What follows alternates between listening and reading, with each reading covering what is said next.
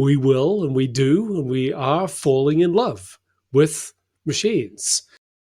When we look at kind of the things that you think that, okay, these will have big impacts on the future of sex, which aspects of those, like what things are kind of here right now? So right now, in terms of this engagement, it is these emotional companion apps. And we've seen many people who basically are falling in love with their AI girlfriends or boyfriends. So there's actually an app in China which has 600 million users for their AI companions, and they're gaining traction in various ways here as well. And these are very, very good. One of the great things that AI can do is it understands what people respond to.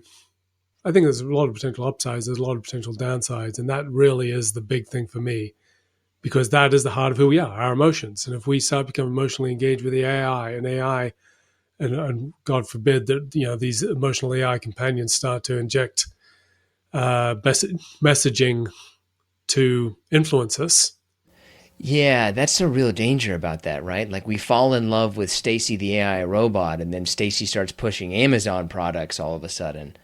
Yeah, I called it emotional pornography, I think, where essentially people just get sucked into falling in love with machines because the machines is just so good at that we start to lose ourselves. When we think about the future of sex, like what does that look like? Well, sex is central to what it is to be human.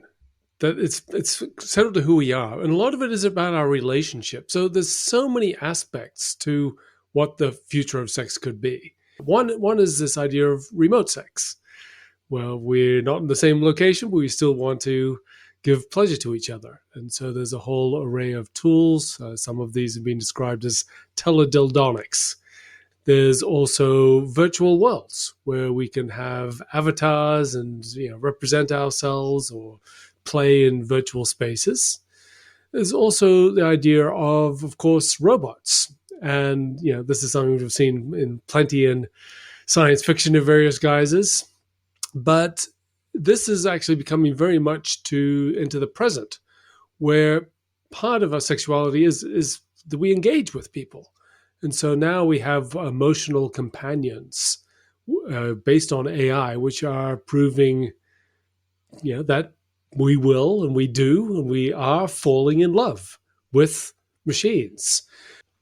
And there's a whole array of other possibilities, which includes, of course, ways of stimulating our brains directly to give each other's pleasure, to be able to use haptic devices, things which can augment who we are. So these are, and actually the other point around the future of sex is it's not just about the technology.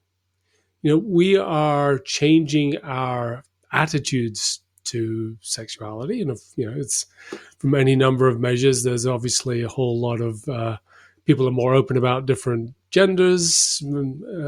People are more open about non-monogamy. People are more open about kink, which used to be very kinky and now is more normal. And so there's a lot of unfolding social changes. Could we accidentally create a world where like all you're doing is having sex with robots and talking to fictional things, and there's no kind of need for human interaction with other people whatsoever? There is the potential to create a better world, but there's also many dangers. And there are absolutely dangers that people start to say, this is easier, I prefer this.